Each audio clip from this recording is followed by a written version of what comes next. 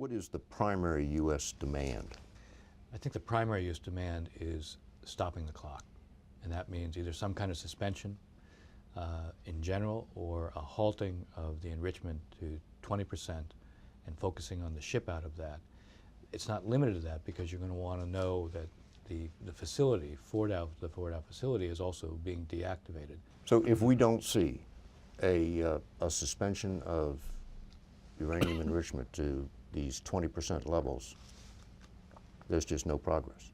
If we don't see a suspension of that enrichment to 20% levels, it's hard to say how you're making progress unless you come to a larger deal.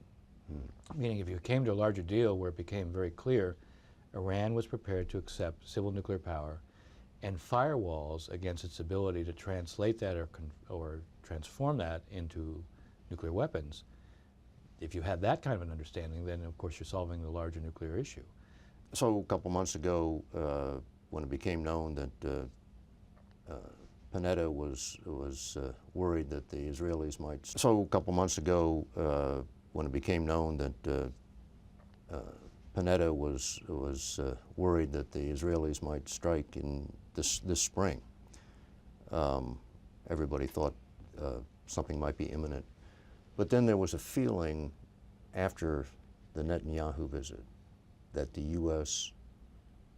convinced him that it was behind him 100% and that it bought time. Do you think that the U.S. has bought time? I think that in fact there is an understanding between the United States and Israel that the diplomacy should be allowed to play out.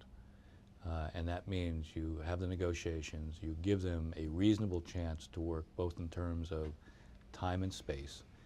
And that means that in fact, you certainly have a few months. Now I think it's also important that that be the case because there is no military solution to this problem.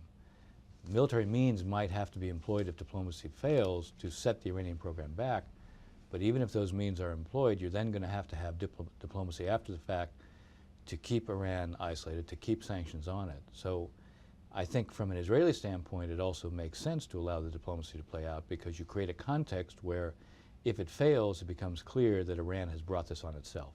Israeli officials, when you asked them, did those meetings buy some time, say, we're right where we were before those meetings. We're counting the number of centrifuges and the amount of enriched uranium, and that's what's going to make up our mind. Do you think that is the Israeli position? Well, I think the Israeli position has been what's the point at which they would lose their military option because the character of the Iranian nuclear development, the breadth of the program, its depth, its redundancy is such that basically even if they use force at that point, they really wouldn't be able to set it back and it could be reconstituted quickly.